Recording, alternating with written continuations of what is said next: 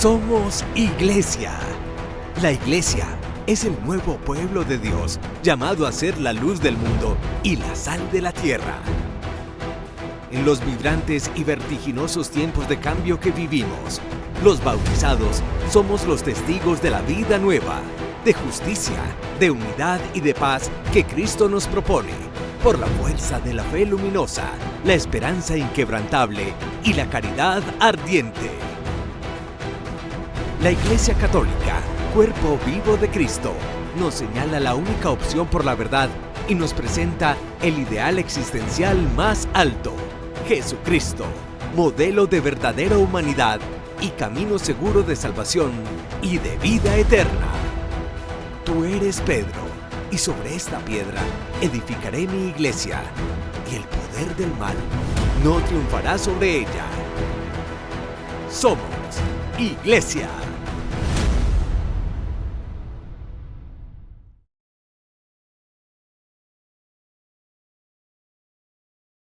Hoy nuevamente estamos aquí con todos ustedes para enterarlos de lo que sucede en torno a la Iglesia Católica, a la cual nos enorgullece pertenecer. Padre, ¿cómo está? Muy bien, Miriam, una alegría podernos encontrar con todos en una fiesta muy bonita, la del evangelista San Lucas. Recordamos que Lucas es el evangelista del pesebre porque es el que trae mayores imágenes de la infancia de Jesús. Es el evangelista del Espíritu Santo porque en su exquisito estilo literario, siendo médico y muy sensible, nos muestra al Jesús que a través de la acción del Espíritu Divino sana, se manifiesta, obra en la vida de los seres humanos. Es el evangelista de la oración porque nos muestra el mayor número de parábolas donde Jesús entra en profunda comunión de oración con el Padre Dios. De manera que gloria a Dios por estos hombres que han dejado huella y nos han plasmado el mensaje más alto, la vida, el mensaje, la doctrina, las acciones de Cristo que son capaces de renovar nuestra vida y de darnos una nueva manera de relacionarnos, una nueva manera de vivir. Bueno, les contamos que al final del programa, en la sección El Padre Carlos Responde, estaremos atendiendo los interrogantes relacionados con un tema muy especial: ¿por qué nos cierran las puertas del cielo? Las personas que se quejan porque siempre las están condenando y les están, digamos, impidiendo pensar que algún día la eternidad también pueda ser para ellos. Pero vamos a iniciar el programa hablando sobre el Líbano, sobre este país que se ha visto envuelto en tantos conflictos hace años y actualmente. Vean ustedes. La situación en el Líbano es crítica. La escalada del conflicto en Oriente Medio con la guerra en Gaza ha trasladado ahora su foco a la frontera al norte de Israel. Los continuos ataques entre el ejército israelí y el grupo terrorista Hezbollah, aliado con Irán y Hamas, han provocado una crisis sin precedentes, sobre todo para los civiles. El Líbano, con casi 6 millones de habitantes, enfrenta la trágica cifra de 1 millón de desplazados, muchos de ellos también cristianos. Desde la Santa Sede se reitera el cese de las armas, lo ha dicho su máximo diplomático en el marco de las Naciones Unidas. La continua intensificación del conflicto entre Hezbollah y el ejército israelí está poniendo en grave peligro a toda la región. Por lo tanto, la Santa Sede exige que todas las partes se adhieran a los principios de derecho internacional humanitario y detengan la escalada y entren en un alto el fuego sin demora. Una realidad que ha empeorado ahora, pero que ya de por sí en los últimos años era dramática. El país tuvo en 2019 un colapso financiero que terminó con la gente perdiendo sus ahorros y con la devaluación de la moneda en un 98%. La lira libanesa perdió su valor. Si el salario de una familia era, por ejemplo, de 1.000 euros, se convirtió en 50 euros. Imagínense cómo pueden vivir esas personas. A esto se suma la crisis del coronavirus y la explosión en Beirut en 2020, donde murieron unas 200 personas y 7.000 resultaron heridas. De hecho, en agosto, el Papa recibió en el Vaticano a una veintena de familias afectadas. Con voi faccio memoria di tutti coloro ai quali quella tremenda esplosione ha tolto la vita. Pero esto no es lo único que ha hecho el Papa por el Líbano. Además de sus continuos mensajes, en 2021 se reunió con todos los líderes cristianos del país en el Vaticano. Fue un encuentro por la paz en el que estuvo presente el patriarca maronita Boutros Ghali. 3 años después, el cardenal sigue pidiendo que acabe la violencia en su país y sobre la reciente incursión israelí en el territorio, señaló que era el momento de elegir a un nuevo presidente de la República, cargo vacante desde hace 2 años. Según la Constitución, además, debería ser católico de rito maronita. E hilando con el plano religioso, hasta mediados del siglo XX el Líbano era un país de mayoría cristiana. Ahora se ha reducido a un 32%. El Islam se ha alzado como la religión más seguida, con más de 2/3 de la población, además dividida a partes iguales entre sunitas y chiitas. Padre, hay que decirlo, con preocupación estamos asistiendo a la islamización del mundo, ¿no? Sí, de alguna manera dice que el mundo del futuro será de los chinos y de los musulmanes, porque la explosión demográfica allí no para y por el contrario el control demográfico en Occidente y en el mundo cristiano ha disminuido hasta tal punto que no hay siquiera un índice de reposición. Por 2 esposos deben de haber 2 hijos porque ellos van a morir, envejecer, madurar y morir. Y ahora ni un hijo la gente quiere tener, de manera que es un fenómeno demográfico que nos plantea desafíos muy pronto, en 30 años, 40 años. Sí, desafíos bien grandes, padre. ¿Qué es eso de católicos bajo el rito maronita? En la Iglesia católica, a lo largo de 2000 años, se han aceptado ritos sobre todo de tipo nacional, que tienen algunas especificidades y que continúan siendo católicos en comunión con el Santo Padre. Uno de estos ritos es el rito maronita de San Marón, un sirio del siglo IV, un santón, podríamos decir nosotros, de estos orantes de vida ascética, de vida penitente, y de ahí se desarrolló el rito maronita, que ha tenido sobre todo mucha presencia en el Líbano actualmente como lo conocemos. De ahí sale un santo hoy muy querido, muy popular, San Charbel Magluf. En español le dicen San Sarbelio. Y hemos visto en muchas partes del mundo que se ha multiplicado la devoción a este santo en parroquias, en monasterios y demás. Y en el rito maronita hay unas diferencias puntuales con el rito católico o el rito latino, que seguimos sobre todo obedeciendo o en obediencia, en comunión con Roma. El rito maronita, algunos sacerdotes se pueden casar. En el rito maronita, además de la autoridad suprema del Papa, está el patriarca de su iglesia maronita, normalmente en el Líbano. Está también algunas especificidades en la lengua, a veces en arameo, algunas oraciones, otras en la lengua del lugar donde ellos estén normalmente. La confirmación y el bautismo se hacen de manera simultánea. Nosotros lo tenemos, el bautismo empezando la vida, la confirmación en la adolescencia de una persona, pero se conserva esa gran comunión, estos 24 ritos. Se conserva una gran comunión con el romano pontífice. El más conocido y el más extendido es el rito latino, que seguimos prácticamente en toda Europa y en América. Bueno, allí en el Líbano, que prácticamente no sale de un conflicto, el 19% de la población es católica. Yo hablaba con una religiosa argentina, la hermana Guadalupe, que me decía que allí que han estado, como digo, sometidos a tantas guerras, a conflictos y demás, viven el catolicismo de una manera especial, con una pasión inmensa, que las iglesias se llenan, las personas no tienen miedo a la muerte, y de verdad que dan ejemplo. Yo pienso que un país con condiciones tan especiales de confrontación bélica, de minoría, de tanta mayoría musulmana, tiene que tener unas convicciones religiosas muy profundas. Nosotros en Occidente hemos tenido una fe más por tradición, o una fe cultural. Allí es una fe por convicción, y eso es un paso cualitativo. En Europa, por ejemplo, Francia, hablaba también con un sacerdote que trabajó allí unos años, y dice: la comunidad cristiana católica no es mayoritaria en la gran población francesa, pero definitivamente es muy convencida, muy militante, muy apasionada y muy comprometida con su credo religioso. Yo creo que nosotros estamos viviendo esta etapa de purificación. Teníamos mayorías culturales, la gente se bautizaba porque era lo que se estilaba cultural y atávicamente de generación en generación. Por la gente que nos va quedando en la iglesia es gente que busca ahondar su fe y comprometerse con ella. Así es, pues bien, les cuento que en el Líbano y en Tierra Santa están pidiendo que nosotros, los de Occidente, oremos por ellos. Es lo único realmente que podemos hacer en estos momentos, pero no quedarnos sin una plegaria por estas personas que están pasando por estos, pues yo pienso que por una tragedia enorme y un conflicto muy grave, padre, ¿no?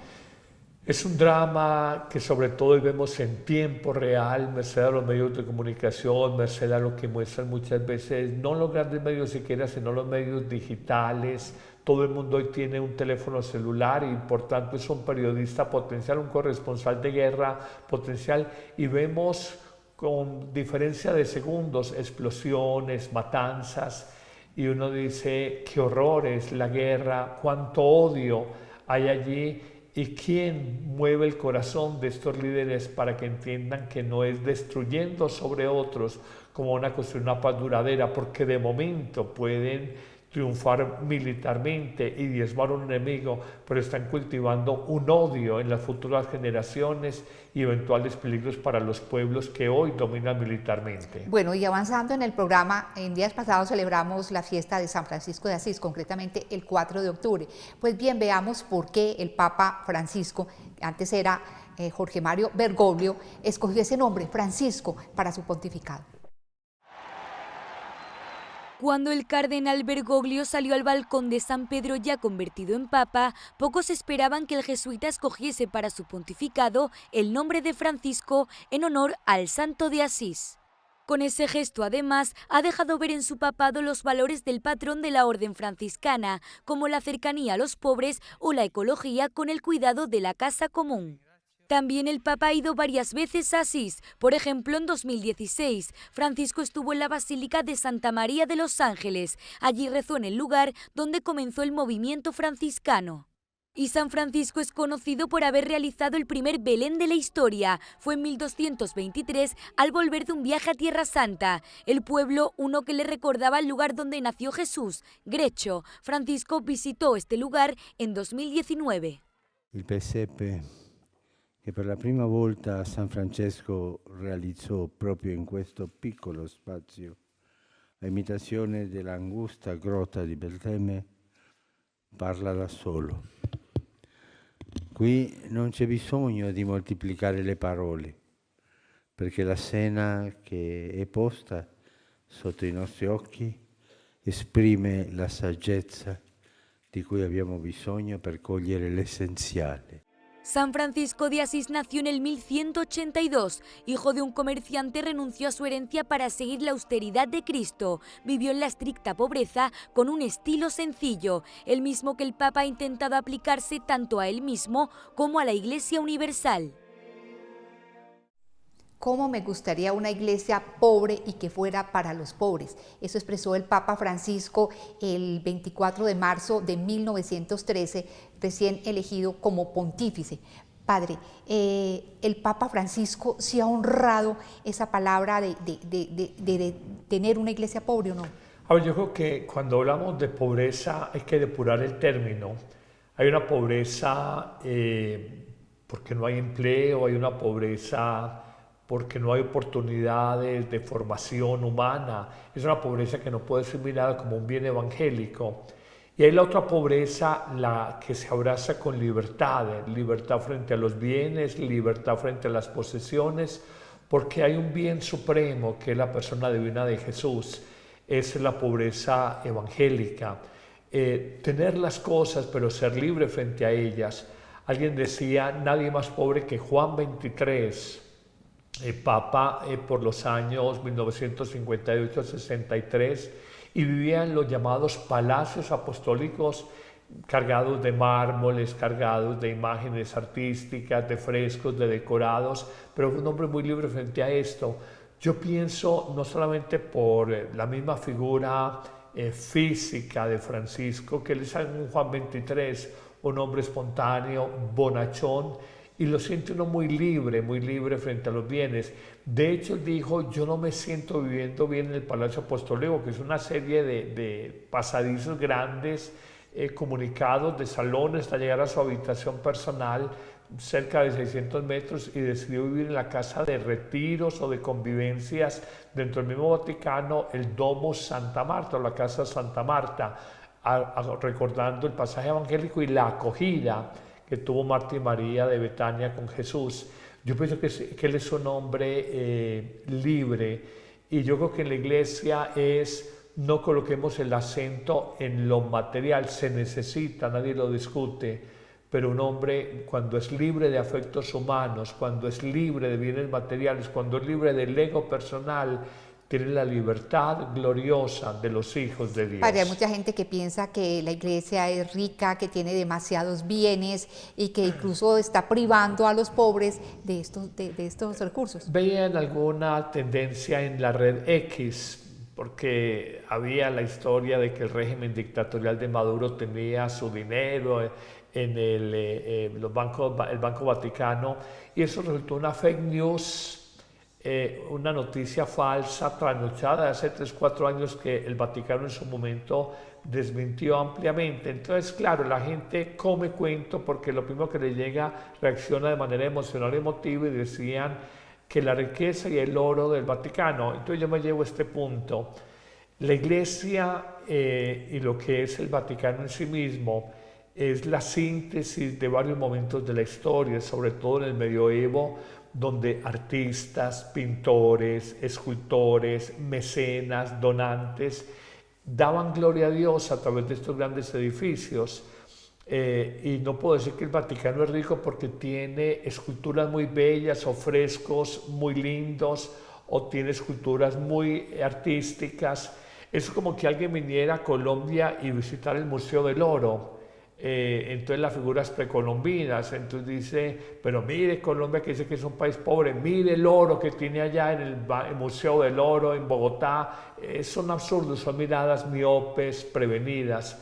El Vaticano maneja un presupuesto exiguo, y yo creo que más que el tema de los bienes, porque a veces detrás de esto puede haber un discurso un poquito resentido, la pobreza evangélica es sobre todo libertad personal, libertad afectiva, libertad emocional frente a las cosas del mundo en pos de un bien más alto, que es la persona divina de Jesús. Padre, yo trato de traducir lo que la gente preguntaría. En ese sentido, lo cuestiono sobre lo siguiente. Hay gente que dice, si Jesús era pobre, ¿por qué esas grandes catedrales? ¿Por qué esas iglesias tan lujosas? Eso debe tener su sentido, ¿no? Repetimos algo, y es esto. Jesús nace en la provincia más oriental del Imperio Romano, la Palestina, como le decía el Imperio Romano, o la Judea como la conocemos nosotros. Y él, en ese contexto histórico, fue un hombre austero, pero también nos dice que iba a fiestas en Caná de Galilea, nos dice que se sentaba en comidas abundantes con fariseos y publicanos que reprochaban los fariseos. De manera que no hay que ser más papistas que el Papa, más puritanos que la pureza. Y cuando hablamos del Vaticano, entendamos, la historia del cristianismo no se puede mirar asincrónicamente. La historia del cristianismo hay que mirarla de alguna manera atendiendo cada momento de la historia.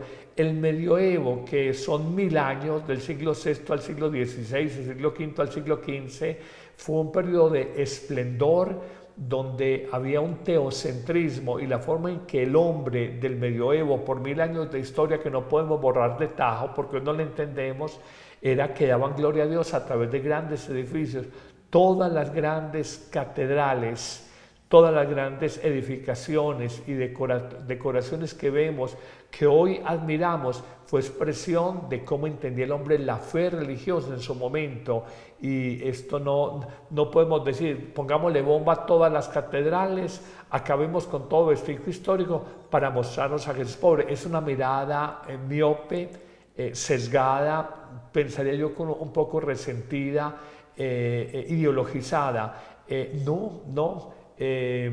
las cosas de Dios pueden ser bonitas, pueden ser con gusto y manejarse con mucha libertad en su uso. No, yo pensaba que eso es prácticamente lo único que construimos para el Señor, la casa de Él. Y mira algo, tienes un sanitario, un baño, el destino y el uso tan pobre, tan triste que tiene un baño y pones unas decoraciones exquisitas en el baño, tienes una cocina y haces unas decoraciones exquisitas, un centro comercial para vender productos a la gente, pero si ves una parroquia bonita, entonces ya te parece que, entonces para los hombres todo lo máximo y ahí no hay necesidad de nada, pero para Dios tiene que ser feo, pobre y de mal gusto. No, yo pienso que no, es simplemente, repito, no es la cosa en sí misma, es la actitud del corazón y la actitud mental frente a los bienes materiales. Así es, Padre Carlos. Y bueno, vamos a pasar a un testimonio, vamos a ver una persona que fue secuestrada, que fue liberada después de haber estado secuestrada en Libia. Una llamada telefónica de un hijo que se creía muerto es una alegría indescriptible para una madre a la que se le agotaba la esperanza. Mohamed Daoud pasó 2 años en un centro de detención en Libia donde las torturas, el miedo constante y la miseria se convirtieron en su día a día. Nos golpeaban, nos decían que éramos esclavos, así hacían con todos nosotros. Además, nos privaban de comida. Mohamed asegura que no solo el abuso físico le dejó una huella profunda, también lo hicieron las agresiones verbales que minaron su dignidad. Llamarme esclavo me dolía más que los golpes. Ponte en mi lugar, cuando alguien te dice que eres un esclavo, yo pensaba, mátame, pero no me llames esclavo porque yo sé lo que soy y sé quién soy. El joven era estudiante en su Sudán natal, en la zona de Darfur. De allí huyó por la guerra con la intención de llegar a Europa en busca de una vida en paz. Por desgracia, Libia es un paso obligado en este camino. Allí Mohamed conoció el infierno, perdió todo contacto con su familia, que creyó que había muerto. Pasados 2 años de calvario, ACNUR trasladó a Mohamed a Ruanda, uno de los pocos países que ha aceptado evacuaciones humanitarias desde Libia. Siento que he vuelto a casa, ahora este es mi hogar, siento que esta es mi casa, porque veo en los ojos de los ruandeses que realmente aman a los demás. Por eso adoro este país y a esta gente. Mohamed ejemplifica en carne propia las consecuencias de las guerras. Casos como el suyo no han dejado indiferente al Papa Francisco, que denuncia que los centros libios son auténticos campos de concentración. Hace poco, en un encuentro con refugiados en el Vaticano, pidió la evacuación inmediata de estos lugares. Fue durante la inauguración de esta cruz hecha con el chaleco salvavidas de un migrante muerto en el mar, alguien que, como Mohamed, solo buscaba una segunda oportunidad, lejos de la violencia y de la precariedad. Padre, es increíble los niveles, los puntos a los que llega la maldad humana. No solamente secuestrar a una persona, no solamente privarla de todo lo necesario, sus seres queridos y demás, sino que además golpearla, humillarla, hacerla sentir como basura. El ser humano, como hemos dicho en otros programas, es capaz de lo mejor y capaz de lo peor. Uno decide si saca la mejor versión de sí mismo, la del ángel, la de la plena humanidad, o uno saca la peor versión de sí mismo y nos volvemos lobos para otros hombres. Qué pesar, yo recuerdo en la Amazonía colombiana hace unos 30 años, empezando el sacerdocio, estuve en una misión allá y veía en los indígenas de allá de la Amazonía colombiana cierto recelo frente al hombre blanco, porque habían venido primero los caucheros a explotar, luego los marimberos, la marihuana, luego los coqueros. Entonces lo peor del ser humano, el ser humano explotador, el ser humano inhumano, el ser humano que mira al otro como un animal en función de su utilidad, denigra de él por una condición de migrante, por el color de su piel, por su estatus socioeconómico, por tantas realidades. Y si algo tiene el cristianismo es todo este discurso que nos pone a pensar, todos, por el mero hecho de ser personas, tenemos una dignidad inalienable, inviolable, la de hijos de Dios, la de ser imagen y semejanza de Dios. Entonces este condicionamiento racial, socioeconómico, migrante, el estatus de migrante o no migrante, no nos puede llevar a despreciar, a rechazar a nadie, sino a acogerlos con más cariño.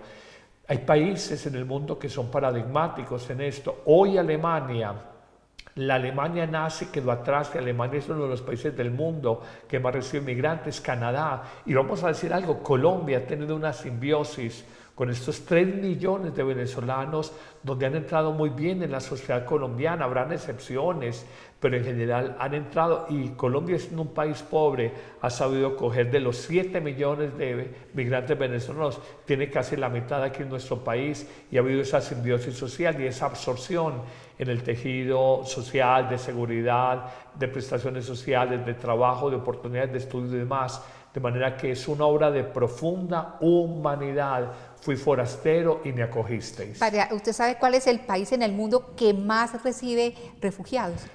Yo tengo entendido que es Turquía, pero es que es un gigante, son más de 120 millones y está en un punto muy estratégico en el Medio Oriente, con países muy cercanos a la guerra en Siria, países muy pobres también, y es una puerta para Europa, ya que este sur europeo, Italia, España, se ha vuelto, merced a tener el mar Mediterráneo, lo que llamaba el Papa en su momento, un gran cementerio para los refugiados que vienen del norte africano. Bueno, hablemos ahora de un tema totalmente distinto, de cine, porque el próximo año se va a estrenar una película animada sobre Jesús, la cual fue realizada por los profesionales de la empresa Disney y también de Pixar.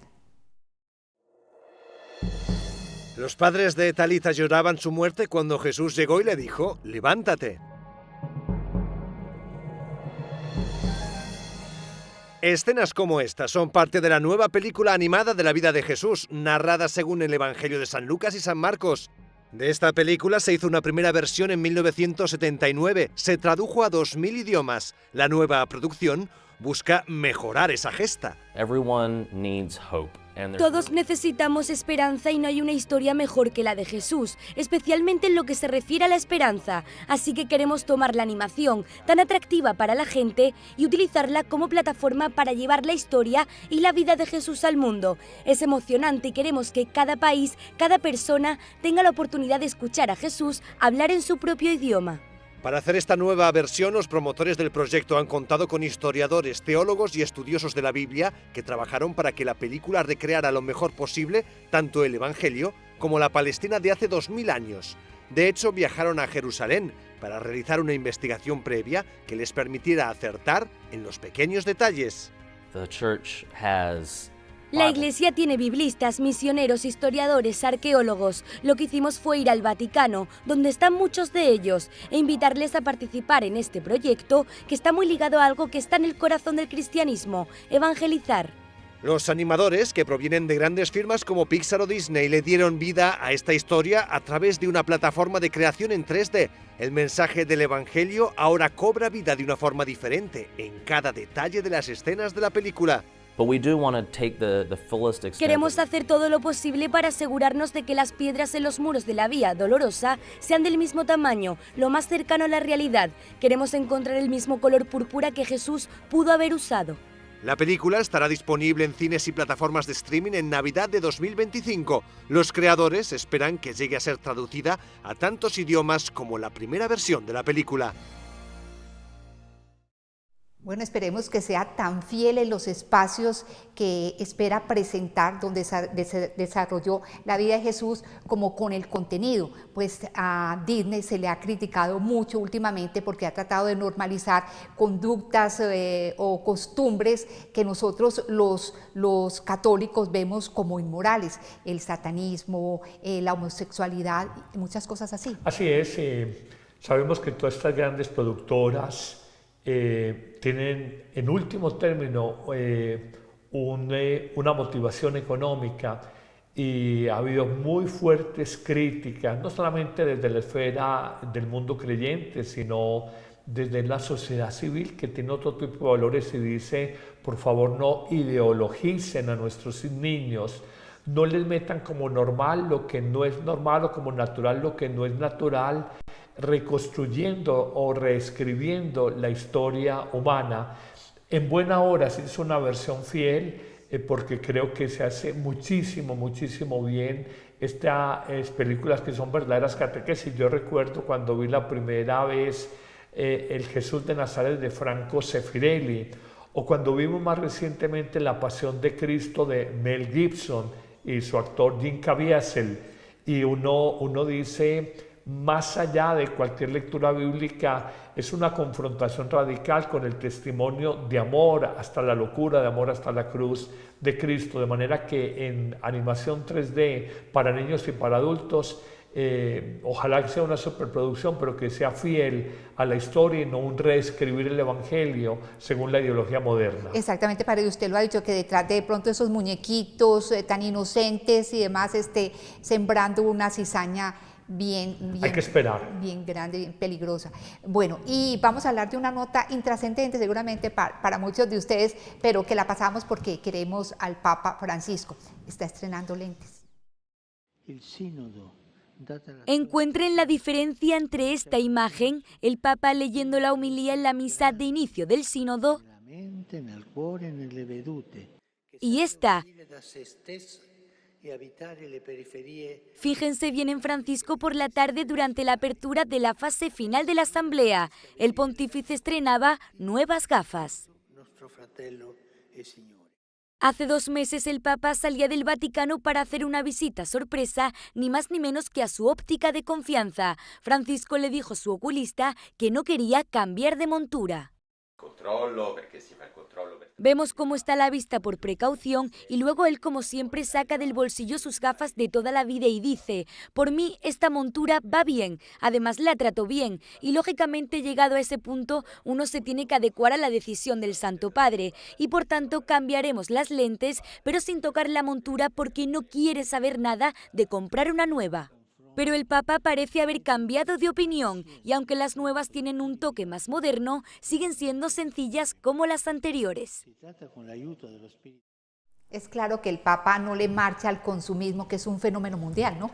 Sí, y pues es que es un hombre ya de la edad que tiene, 87 para 88 años, yo creo que ya está por encima del bien y del mal. Así es. Bueno, padre, ¿qué le parece si pasamos a la sección? El padre Carlos responde sobre un tema concreto y muy interesante. ¿Por qué nos cierran las puertas del cielo? Primera pregunta. Padre, cuando tenía 14 años tuve relaciones con mi novio y quedé embarazada, pero aborté, pues tenía miedo a que mi familia se enterase. El caso es que mis padres y mis hermanos se dieron cuenta de esto y mi mamá, además de echarme de la casa, me dijo que yo nunca tendría el perdón de Dios por esto y que me iba a condenar. Esas palabras me siguen taladrando en los oídos. Yo le he pedido perdón a Dios, pero siento como si no me escuchase, pues no logro tener paz en mi vida. Sí, cada vez es menos pues las familias o las mamás que son tan tajantes de sacar a una hija de su casa. Esas historias son pretéritas de las generaciones anteriores a nosotros, pero hoy uno no lo ve tan claro. Pienso de todas maneras que hay una realidad y es que el abortar, como lo decíamos en el programa pasado, no soluciona un problema, tal vez lo agrava. No soluciona porque la vida está ahí, la violación, si hubo una violación, está ahí, el hijo no deseado está ahí. De momento tú puedes decir arreglé algo, pero en el corazón, y todos tenemos la conciencia, que la voz de Dios en el corazón humano nos dice algo cuando está bien o está mal. Lo repito, nosotros sacerdotes que escuchamos con tanta frecuencia el pecado del aborto en una mujer o madre, más allá de la propaganda política, lo decíamos en el programa pasado, de derechos y de libertad y de no sé qué, la mujer que tiene una conciencia recta dice: me siento mal porque debiendo darle la vida a una criatura, se la quité. Es que la palabra madre significa la que da la vida, no la que quita la vida. Padre Carlos, pero el caso concreto es que ella resiente que la mamá le esté cerrando la posibilidad de la salvación, que le diga usted, no te vas a salvar por esto. Es decir, ¿cómo obramos nosotros como jueces cuando el único juez es Dios? Sí, cuando una persona la ve no arrepentida y confiesa el abortar, como sacerdote la absolvemos.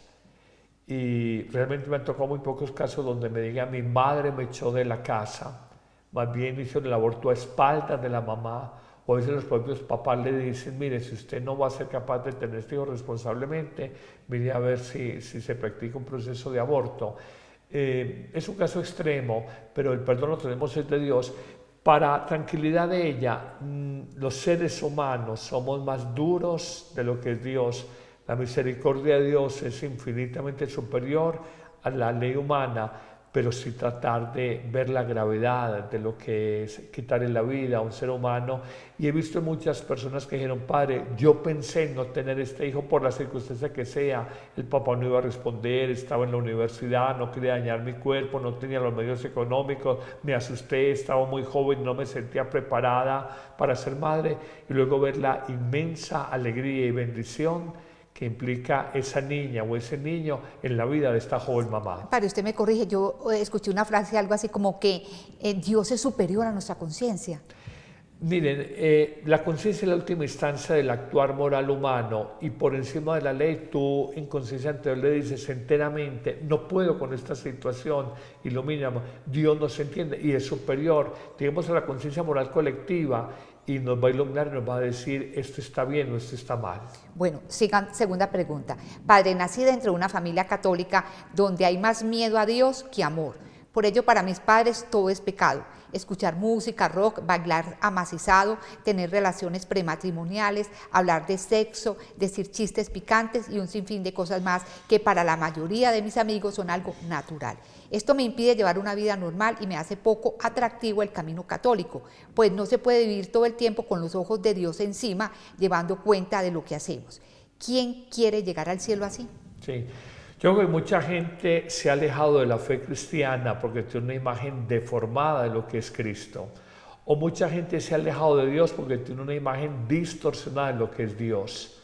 Cuando Dios es simplemente un código de derecho canónico, cuando es una liturgia y un conjunto de ritualidades vacías y sin sentido, cuando son unas definiciones dogmáticas aprendidas de memoria del catecismo del padre Gaspar Astete hace 50 años, cuando la fe es simplemente un formalismo, un rigorismo, tú nunca has sido cristiano. Alguien me dice, padre, yo me salí de la fe católica porque para mí la fe católica era eso. Yo le digo, mira, tú nunca fuiste católico, porque ser cristiano, ser católico, y me gusta más esta expresión, ser creyente, es experimentar la vida nueva, la vida plena de Jesús. Decirte que mis amigas o mis amigos, la música rock, las drogas, el sexo, la promiscuidad, yo te hago una pregunta, ¿cuántas jóvenes o jóvenes, más femenino o masculino, viven promiscuamente, consumen diariamente drogas, oyen la música que oyen? Y la pregunta es, ¿son estos jóvenes felices? ¿Es una vida plena? ¿Es una vida realizada? Y si es realizada, ¿por qué uno tiene que drogarse? Si yo me siento feliz conmigo mismo, ¿porque tengo que evadirme? ¿O porque tengo que emborracharme? ¿O porque tengo que cambiar de pareja sexual cada fin de semana? ¿Cuál es el vacío ontológico, antropológico, el vacío existencial? ¿Cuál es el sinsentido que hay en tu vida? Entonces, que no me vengan el evangelio del mundo, la buena noticia del mundo. Es que no, ser católico es muy aburrido, no, es que la vida buena es la promiscuidad, la rumba. Yo vuelvo a preguntar, en tantos jóvenes que uno ve en esta tónica de droga, de sexo, de música, de consumo de licor, de no sé qué, de tener las cosas, vivir según el mundo, ¿los veo felices? La respuesta es definitivamente no. Te invito a algo, el ser humano es un eterno buscador de la verdad. Tal vez tus papás tienen una imagen distorsionada de lo que es ser católico, pero cuando uno sabe que ser cristiano es vivir en el amor, vivir en la alegría, vivir con paz, reconciliado con nosotros mismos, tener una esperanza superior, tener una libertad interior muy grande, tú sabrás entonces la belleza de lo que es ser creyente. De resto, eso son caricaturas de lo que es la vida católica. Padre, en la semana pasada, perdón, en el programa anterior hablábamos sobre el demonio y decíamos que el demonio ciertamente existe y nos está rondando y demás y quiere nuestra caída, pero también caemos en un fenómeno, satanizar todo, Padre, las personas que ven al diablo en todo. Está muy bien tu pregunta porque me permite esta respuesta. Tan obra tal mal el que niega el demonio como el que ve el demonio en todas partes. Hay personas, afortunadamente no son muchas, unas que niegan el demonio, eso no existe, eso es un cuento para meternos miedo, para imponernos no sé qué. No, eso no es verdad. El mal existe. Cojo un portal de noticias y empiece a ver violaciones, matanzas, asesinatos, estafas, corrupción, guerras, violencia. Entonces no me diga que no existe el mal. Cojo un portal de noticias y no me diga que el mal no existe en el mundo. Coja cualquier portal de noticias. Ese es un extremo. Y el otro es ver el diablo en todo. Yo creo que ya es una obsesión, una patología, y todos los extremos son malos. Vuelvo a quedarme, la buena noticia no es que el demonio esté en el mundo o actúa el maligno en el espíritu, en el corazón humano. La buena noticia es que Cristo es infinitamente más grande, más poderoso que el mal del mundo, que el mal no deja de ser una creación, una criatura, y que Cristo el Redentor y el Padre Dios el Creador son infinitamente más grandes. Y la buena noticia, hemos sido redimidos. Y si creemos y vivimos según ese credo, esa convicción, nuestra vida será una vida más luminosa, de más plenitud, de más paz. Y que el cielo está abierto para todos, que el Señor no condena, nosotros nos condenamos, el Señor no nos puede llevar al cielo a las malas, ¿no? Dios no condena a nadie, uno se autocondena, Dios no excluye a nadie, uno se automargina o se autoexcluye, cerrando el corazón por odio, por prejuicio, a la fe, a los cristianos, a los religiosos. Uno es el que se autoexcluye de la salvación obrada por Cristo. Bueno, tercera pregunta. Padre, quisiera que me explicara algo. ¿Por qué si Dios con su muerte borró nuestras culpas y pecados, cuando una persona muere tiene que expiar dolorosamente su vida pasada? O sea, hablando del purgatorio seguramente. Y no solo eso, hay que orar mucho para que el Señor le dé un descanso eterno, ofrecer por su alma muchas eucaristías, incluso hasta seriados de misas gregorianas. ¿Por qué parece que las puertas del cielo únicamente están abiertas para unos pocos y que los demás tendrán que ganarse a punta de sufrimiento un lugar en las divinas moradas? A ver, aquí hay varias correcciones para hacer. Las puertas del cielo es para todos. El sufrimiento no es lo que propone el cristianismo. El sufrimiento es con el natural del ser humano. Un ateo sufre.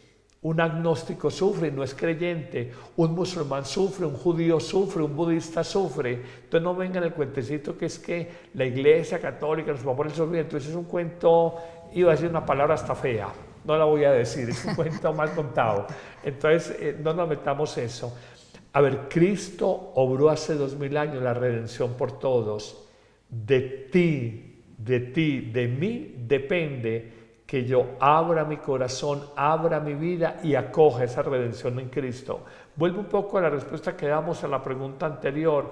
Yo me autoexcluyo. Si Cristo entregó su vida por mí, pero yo digo, de bacán, yo sigo aquí sinvergüenciando, yo sigo haciéndole mal a la gente, yo sigo estafando, yo sigo robando, yo sigo corrompiendo la juventud, yo sigo haciendo malas cosas. Pues como ese bacán ya se entregó por mí, eso no es, eso es jugar con Dios, es jugar con Dios. Él sí obra la redención en nosotros, pero pide de nuestra parte abrirnos a su obra redentora, y el abrirnos a esa obra redentora empieza por algo, la conversión. El bautismo de Juan el Bautista era un bautismo del perdón de los pecados. Con Cristo es un bautismo para abrirnos a la vida divina. Ya es un paso más alto, no es solamente perdonar pecados, convertirnos, sino abrirnos a la vida de Dios. Tiene que ser que uno verdaderamente diga, creo en ti y tú me has salvado en la cruz, y ese sacrificio lo actualizamos en cada Eucaristía. A lo largo de 2000 años de historia, en cada misa actualizamos el sacrificio redentor de Cristo, obra en mi vida, y uno siente que el Señor, sin violencia, sin forzar nuestra libertad, con suavidad, con amor, va renovando nuestra vida, va iluminando esas zonas oscuras, va dulcificando nuestro temperamento. Es la historia de los santos, es la historia de millones de personas que se han abierto a la vida nueva del Señor y han encontrado en esa vida nueva sentido para sus vidas, plenitud para sus vidas, sabor para sus vidas, que hoy al ser humano se le perdió el horizonte de su vida, el sabor y el sentido de la existencia. ¿Para cuál entonces es el sentido de que una persona que uno supone que está de pronto en el purgatorio, que pronto no ha pasado todavía el descanso eterno, se den misas por ella, y las gregorianas de la que habla La Iglesia habla, y está muy bien, para que no quede esto en el tintero, la Iglesia habla de las verdades últimas, en un tratado que llaman la escatología, la postrimería son verdades últimas. Las verdades últimas son 5. La muerte, después de la muerte, el juicio que hace Dios sobre el alma humana, que puede ser salvación eterna, el cielo, condenación eterna, la privación de Dios, y la purificación temporal, el purgatorio. Los teólogos han definido el purgatorio de una manera muy bella.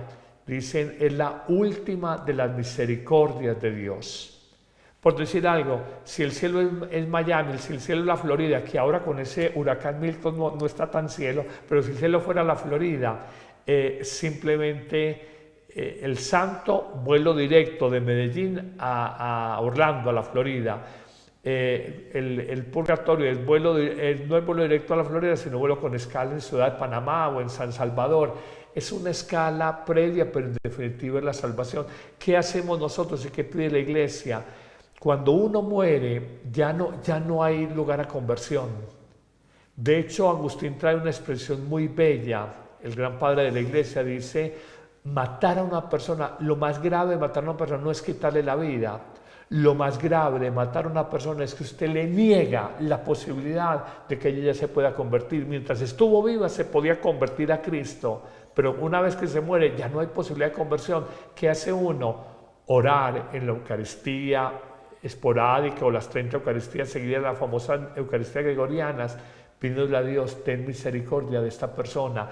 Yo en mi Eucaristía todos los días oro, y en mi casa lo saben, por las almas que mueren en la guerra, que mueren alejados de Dios, que mueren sin ningún auxilio porque están en el mundo, no están preparados. Oro por esas almas, que Dios las mire con misericordia. Mientras yo esté en el mundo puedo hacer el bien, mientras yo esté en el mundo puedo amar, mientras yo esté en el mundo puedo construir una mejor humanidad, mientras esté en la vida puedo ser un mejor ser humano, pero una vez muerto ya no hay nada que hacer, solo me queda orar. Los seres queridos, oren para que Dios mire mi alma con misericordia. De hecho, el mismo Jesús se lo dijo, no sé si fue a Sor Faustina o a Santa Margarita María Alacoque, que en este momento tenemos toda su misericordia, luego tendremos su justicia. Su justicia. Hoy, hace 50 años, los sacerdotes nos hacen meter miedo. Ahora nos fuimos al otro y decimos, no, ese es un bacán, esto es pura, exacto, usted haga y deshaga, esto es pura misericordia, ningún extremo. Dios es misericordia, pero también es justicia, porque no, esto es una alcahuetería. Una persona, y a uno lo dice en el chistecito, no padre, yo aquí las viejitas muy queridas, mi mujer ella me aguanta, no sé qué. Yo viejito, cuando ya tenga la lápida en la espalda me pongo a rezar. La pregunta es, ¿llegarás a viejito? Es una idea utilitarista, caricaturesca de Dios. Y yo creo que esto no es honesto con nosotros mismos. Bueno, padre, usted lo ha dicho y seguramente de eso hablaremos en otro programa, cómo hemos humanizado peligrosamente a Jesús, al Señor. Bueno, gracias, padre, por su asistencia en el programa, y a todos ustedes que tan amablemente nos han acompañado en este espacio. También gracias a Amén Comunicaciones y a todo el equipo de ROM Reports. Que estén muy bien. Paz y bien para todos. Somos Iglesia. La Iglesia es el nuevo pueblo de Dios, llamado a ser la luz del mundo y la sal de la tierra. En los vibrantes y vertiginosos tiempos de cambio que vivimos, los bautizados somos los testigos de la vida nueva, de justicia, de unidad y de paz que Cristo nos propone, por la fuerza de la fe luminosa, la esperanza inquebrantable y la caridad ardiente. La Iglesia Católica, cuerpo vivo de Cristo, nos señala la única opción por la verdad y nos presenta el ideal existencial más alto, Jesucristo, modelo de verdadera humanidad y camino seguro de salvación y de vida eterna. Tú eres Pedro, y sobre esta piedra edificaré mi iglesia, y el poder del mal no triunfará sobre ella. Somos Iglesia.